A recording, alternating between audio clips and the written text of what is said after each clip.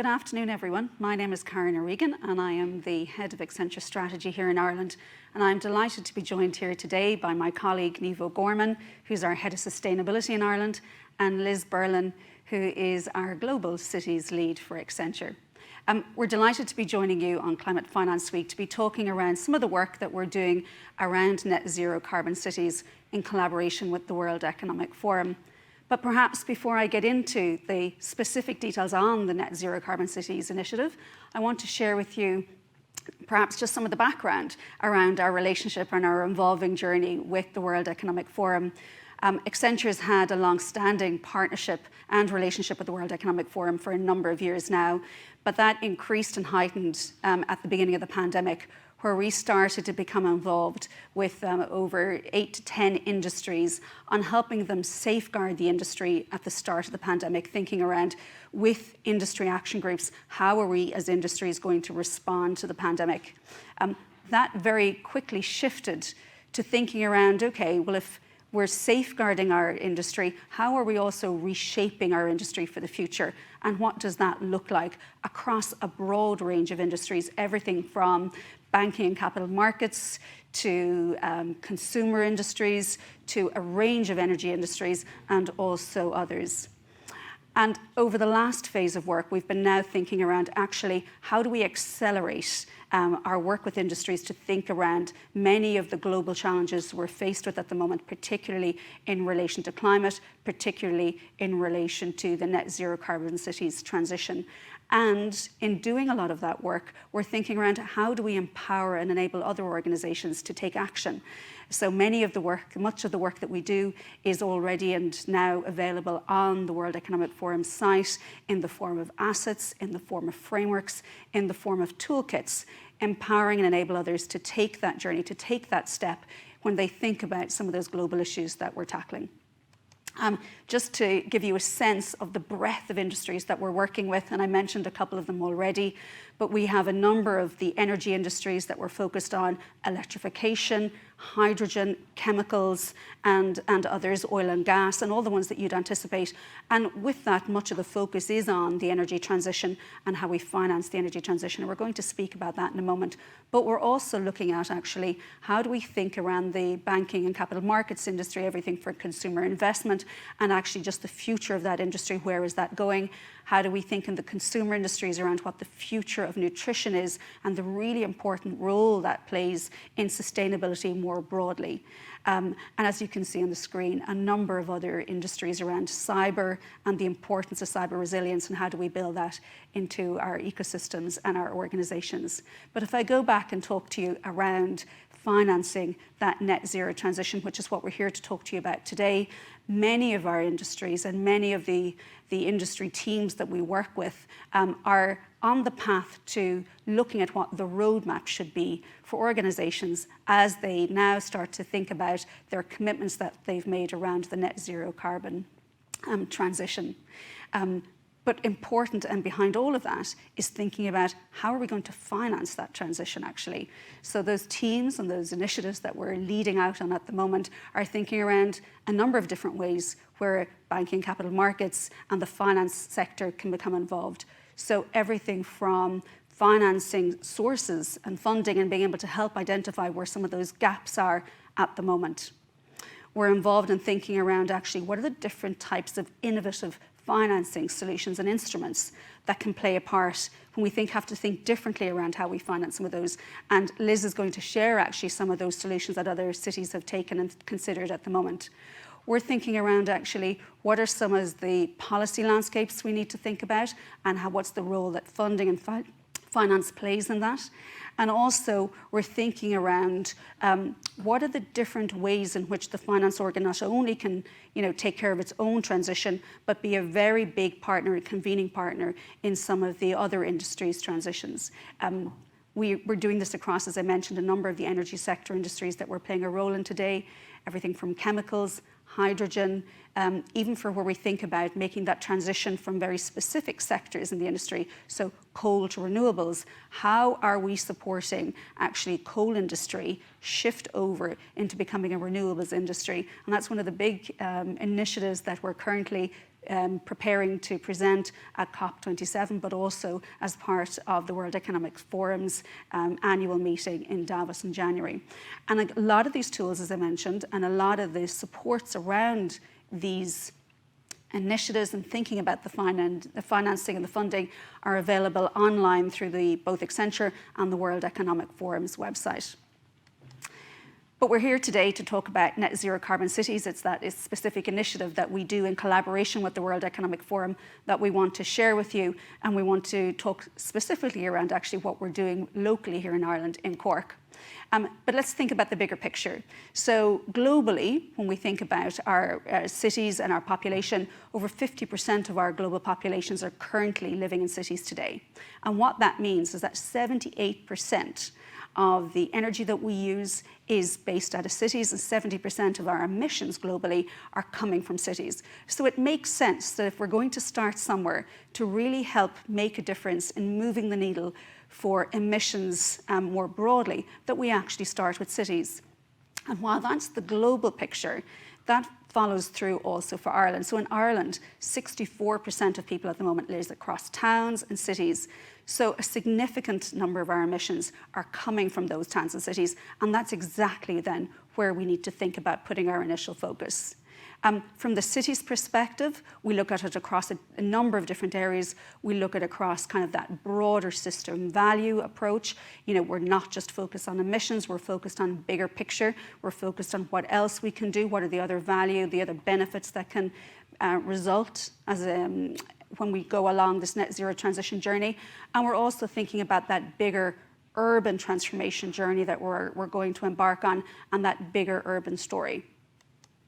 As I mentioned, Accenture has been working in collaboration with the World Economic Forum in driving forward the Net Zero Carbon Cities initiative for the last 2 years. The overarching mission is to convene all of the stakeholders across both public and private sector to bring about a net zero carbon city journey and to start a movement really in relation to that, all of the initiatives that need to take place to allow us to get to a net zero position, either 2030, as some cities have committed to, or more broadly 2050, which most of our countries have committed to. We started this initiative working mainly with developing countries, but we are delighted that we're now bringing it much closer to home, and we're starting to work also in developed countries. So across the UK and Ireland, we have committed this year and next year to bringing the Net Zero Carbon Cities initiative to over 8 cities. And very fortunately, one of those cities that we've chosen is Cork to pilot in Ireland. But rather than me explain, I guess, the details behind that, let me just share a video with you at the moment, which does it far more eloquently than I can. Cities are the front line in tackling climate change. By 2050, 68% of humanity will live in cities. This will lead to higher energy consumption, greater infrastructure needs, and higher carbon emissions. The planet urgently needs urban decarbonization solutions. The good news is that the technologies exist. We don't need to wait for a new innovation. Acting upon these ideas can begin now. The World Economic Forum, through the Net Zero Carbon Cities program, is focused on helping national and city-level leaders meet their emission reduction targets by creating an efficient, electric, and circular urban energy landscape. The program convenes government, industry, and civil society across 10 different sectors to accelerate decarbonization. In 2021, the World Economic Forum, in collaboration with Accenture, launched the Toolbox of Solutions, a practical one-stop shop digital platform containing over 200 examples of best practices, policies, and case studies for urban decarbonization from over 110 cities around the world. The Toolbox is designed to be used with the City Sprint process, a series of workshops in which local business and government leaders prioritize decarbonization solutions which maximize system value. These powerful tools, combined with collaboration among national, regional, city, and business leaders, have the potential to unlock net zero carbon cities. So over the past 2.5 years, we've worked closely with the World Economic Forum to develop a toolbox of solutions, and it has a whole host of solutions to support city decarbonisation. I should say the benefits are not just about reducing carbon emissions. There's a much broader range of benefits for cities who participate and embark on this journey. One city in particular was very focused on improving air quality. Another city, for example, their priority was around stabilising the energy supply and infrastructure. Another city again, their main focus was around job creation. But no matter what the benefits are, the process to identify and prioritise these solutions has been standardised, and it's as per the methodology on our screens just now. Let me just talk you through it really quickly. The first step is all about data. So it's about taking data from a multiple of sources and building up a rich insight into the city profile. So that data might be waste and water emissions. For the Cork sprint, we were very lucky and delighted to work with UCC, who had recently refreshed their data for CO2 emissions. So data that's not even published yet, we were very lucky to see that firsthand and work through with the UCC team what it meant for Cork. Other types of data that we looked at were around population and demographic information, the density of buildings, the energy ratings of those buildings, the age profile of those buildings. So, as I said, a very rich data set that was brought together to build up that picture of Cork for our Irish sprint. The second step then is looking a bit more holistically at the city and considering any other initiatives that might be underway or what their ambition might be or what their strategy might be. So just before we commenced the pilot for Cork, the City of Cork had been approved to become a mission city for Europe, which was fabulous timing because it meant that as we worked through the design workshops, this can actually be a really strong platform for the mission city strategy and ambition. So taking into account the broader ecosystem is really important in these types of sprints. The third step there is around a system value perspective, and that's looking at benefits that can be delivered over and above the reduction of carbon. So we use a system value framework, and it's tried and tested across a number of cities. In fact, it's tried and tested in Ireland. A couple of years ago, we worked with ESB to look at Ireland and to inform their energy strategy for Ireland using the same system value framework. So looking at all the potential levers, it's really important that a group of stakeholders align on 2 or 3. So what are the 2 or 3 priority benefits that can be achieved through the city sprint? And then last but by no means least, it's about reviewing a set of solutions. So the toolbox will suggest about 20 solutions based on a city's profile, based on their value outcomes.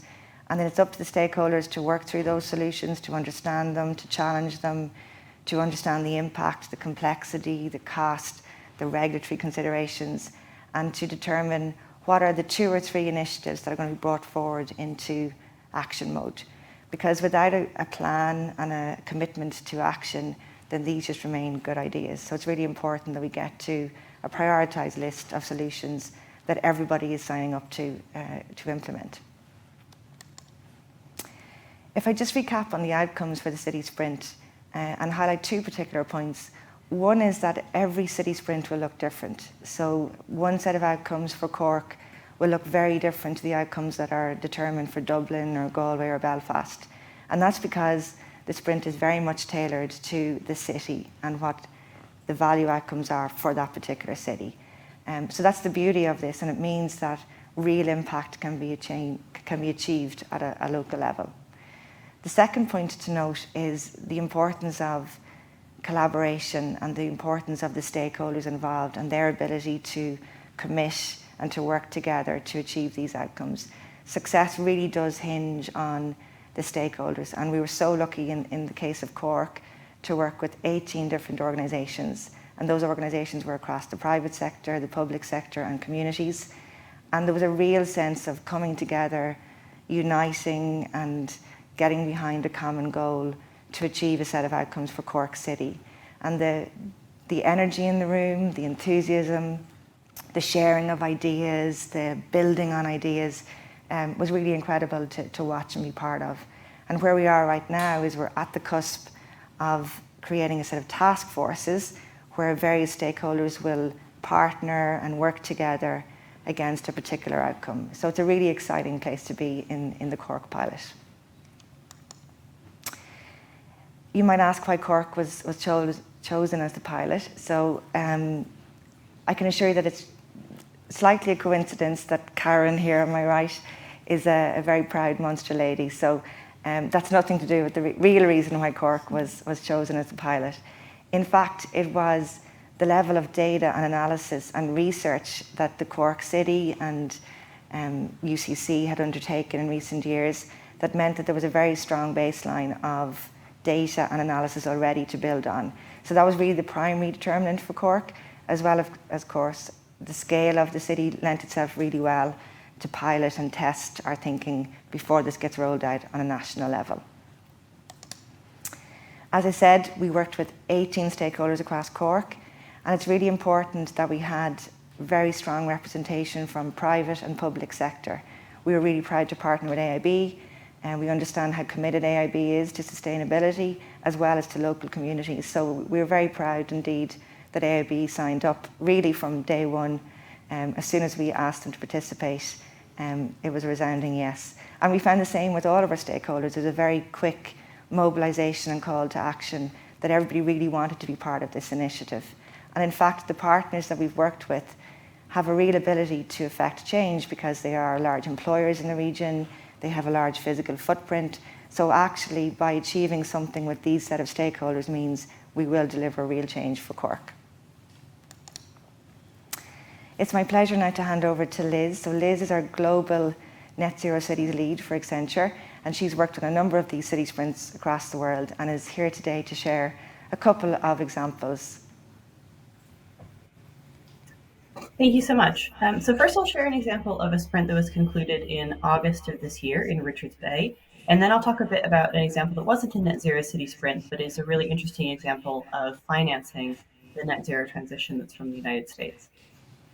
So first, the Richards Bay sprint. So this was conducted in August of this year with Accenture Development Partnerships, our development arm, along with our sustainability team in South Africa and in collaboration with the World Economic Forum. An important context to the sprint is really the energy infrastructure in South Africa. So the country still runs on around 80% coal by a vertically integrated utility called Eskom. And Eskom has a number of issues, and when I've worked with them a bit through the World Economic Forum in the past, they will freely admit that their infrastructure is in a dire need of upgrade. Currently, there's a demand to supply shortfall of around 20% at peak hours. So this means that to maintain network stability, they've been load shedding by turning off their customers since June this year. So there's been very significant load shedding. So they've cycled between 2-hour intervals of load shedding up to 4-hour intervals of load shedding for the last 5 months, and there's actually little end in sight. And load shedding's been voted as South Africa's word of the year. The energy system's in the process of being reformed in South Africa, but really only until recently. Eskom was the only one who could build significant energy generation assets. Now other developers are able to enter the market and build private transmission infrastructure as well, which does help. And there's significant political momentum towards net zero in South Africa. Richards Bay in particular is an industrial port city on the east coast of South Africa in the province of KZN. It's a large coal terminal and has also been shortlisted as an LNG hub for South Africa. They have a climate change action plan that's focused mostly on adaptation and mitigation, but it also looks to transition to a lower carbon economy, so away from some of their coal heritage. Accenture's local team worked very closely with the municipality, with whom we had an existing relationship, as well as the traditional leadership to organize a sprint that was over 2 days. So this was really tailored to the way that they work with their stakeholders there, and also conducted some sessions in Zulu for the traditional leadership. One day was a large plenary, which had a large range of stakeholders, and I think it was over 40 stakeholders, because there's the need to draw a wide consensus in this area in South Africa. And then they had a second day as well to design solutions more specifically. So in the first day, they discussed the holistic benefits and challenges using system value around the decarbonization of the neighboring industrial cluster, the scale up of the hydrogen economy locally, as well as the scale up of solar and bioenergy generation. Through these discussions, they decided to narrow it down and pursue specifically a scale up of solar and rooftop solar. The municipality had already invested in small scale solar, like in streetlights, but the sprint with the participation of the local private sector really unlocked greater possibilities of partnerships and new business models such as local microgrids. This also helps a lot with their security of supply because they mostly import electricity externally and of course are subjected to load shedding. But if they had local, reliable, clean electricity, it can really help them to stimulate the local economy. Accenture analysis of the benefits of this project through 2030 found that a scale up of solar in the area would deliver around 21.5 megatons of CO2 emissions reduction, or over $150 million cumulative benefit to the health system through a decrease in PM 2.5 particles, and up to 17,000 additional jobs through the economy. So there are some holistic benefits to scaling up solar. The results of the sprint have since been signed off by the municipality. They're in the process of bringing the solution to an infrastructure committee and standing up a team to drive this solution forward. So it is really gaining traction and moving forward. So this example really shows how the acceleration benefit of the City Sprint Workshop, which is bringing together stakeholders to find brave solutions that benefit the stakeholders as well as the local community. The World Economic Forum and its sprint delivery partners, including Accenture, as you saw, continue to organize these sprints in cities around the world. I also want to talk a bit about an innovative financing model for citywide decarbonization that comes out of the United States. So the city is Ithaca, New York.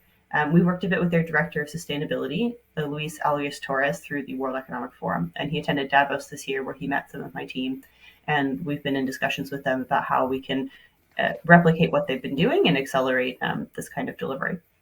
So Ithaca has an annual emissions about 400,000 metric tons of CO2, 40% coming from buildings, 40% from transport, and 20% from waste and other sources. They have a target of total decarbonization at 2030, which includes the grid, transport, and heat pumps across 6,000 residential and commercial buildings. 40% of their buildings are more than 100 years old, and they found out that the retrofit would cost around $600 million. And the city used some innovative financing mechanisms to make sure that they were able to afford to go on this project. So some of the building energy savings will come from heat pumps and other energy efficiency improvements, which will just pay for themselves because they'll have a short payback time. But for the rest, what the city did was they aggregated the project into blocks to manage the project risk. Then they securitized the project to attract private investors to invest in the outcomes. So this helps both pay for the upfront costs, and then it becomes electrification as a service, with a long-term leasing of assets or lending of capital at a low interest rate. Loans for the residential and commercial buildings are underwritten separately. So they're first starting with a phase of 600 commercial buildings and 1,000 residences for the next 3 to 4 years as the first chunk of the pilot. And then the rest are going to be tackled in a phase 2. They found 2 local investors. One is Block Power, which is also providing technical expertise, and an investing firm called Altruis that's coming out of Boston, who have committed $55 million and $50 million respectively to phase 1. In addition to this financing, Aloysius Torres got a bit creative with the state rules and funds to guarantee loans and lower the cost of capital for residences. He also works with Block Power, which are an investor, but also providing the technical expertise to do the initial analysis and work plan for the buildings using their own data models, which then means that they can pass the customer information onto local companies to carry out the work. Doing this shortens the sales cycle for the local contractors, which means they can do the job for less because their customer acquisitions are lower, acquisition costs are lower, but it also provides local jobs to the community. They then all work together with a community board to advise on which buildings to target and what the needs of the communities are. So in this project, it's anticipated that investors will make a 3 to 4% return on their investment while allowing the city to decarbonize 1,000 buildings a year. The combination of the use of private investment, which really opened up the speed and the scale for the city, while also using public funds and getting creative with the legislation to protect residents as business owners from high capital costs. So this makes a really interesting case study in partnerships and financing to meet their aspirational targets around electrification and decarbonization. As you can see from both the outcome of the Richards Bay Sprint over the summer as well as this Ithaca case, financing is a really key enabler in enabling the energy transition, which is why it's great to see financial institutions such as AIB taking a leadership role in climate finance and therefore putting communities and customers first to ensure a clean energy future. So thank you very much. And those are the 2 examples. Back to Neem and Karen. Great, thank you, Liz, and great to hear those examples brought to life a little bit. And you mentioned some of the words that you've mentioned in there. You spoke about solar, you spoke about energy security and resilience. All of these things are really relevant here to us in Ireland at the moment. Niamh's already kindly given a bit of a teaser about some of the work that we've been doing down in Cork as part of the Net Zero Carbon Cities initiative here locally. We're keeping quiet on that for a little bit in terms of some of the outcomes, but we will be sharing, it's kind of a watch this space. We will be sharing much more about that over the coming weeks when we collectively with our partners talk about it. But you know, it's certainly the right time. We hear it being the decade to deliver, and all of the great things we've heard over the course of the speeches and the talks today, telling us it is time to act now. Our Net Zero Carbon Cities initiative is a way of, as Niamh said, convening the power of all of the stakeholders that really, really matter in this space. We've had a summer and a couple of months where we've had record temperatures highs, including here in Ireland. The energy resilience, energy crisis, energy poverty are terms which have become, household terms really over the last 2 months. And our focus around the Net Zero Carbon Cities initiative is very much focused here locally on the concept of energy security, energy resilience, and other key factors which are local and relevant to Cork. So we're really excited about sharing more of that with you. As Liz and both Niamh mentioned, all of this work is available already publicly on the World Economic Forum's website. All you need to do is look for the toolbox of solutions. You can go in there and see over 200 solutions which can be applied in any city across the world, with examples of actually where they have been applied before and what the impact has been. And you can apply them based on what the specific demographics are for your local city. It'll also allow you to see which ones are specific to financing. So with just thinking about maybe perhaps some of the stakeholders that are watching us here today, you can go in and look at the ones that are very specific to the financing function and what might be relevant. So we're delighted to have been invited to join you here today to get to share some of the work we've been doing in collaboration with the World Economic Forum on Net Zero Carbon Cities. As I said, watch the space for what we're going to share around Cork, and really, really exciting given the partnership and the collaboration that we've seen down there about, and the appetite actually for the city and what they want to do in the future. So we'll look forward to sharing that more with you. But otherwise, again, thank you for joining us, and enjoy the rest of your day.